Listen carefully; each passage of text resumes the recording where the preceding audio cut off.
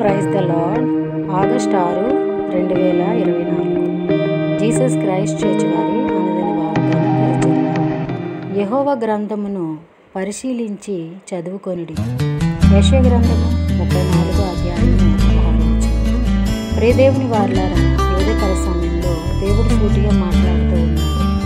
ఏమిటంటే, మన చేతిలో ఉండే జీవగ్రంథము, ఈ బైబిల్, ఈ పుస్తకము మన చేతిలోకి రావడానికి చాలా కష్టం ఉంది. ఏంటి అంటే, ఈ జీవగ్రంథము మన పితరులు ఉండేటప్పుడైతే జీవగ్రంథం లేదండి.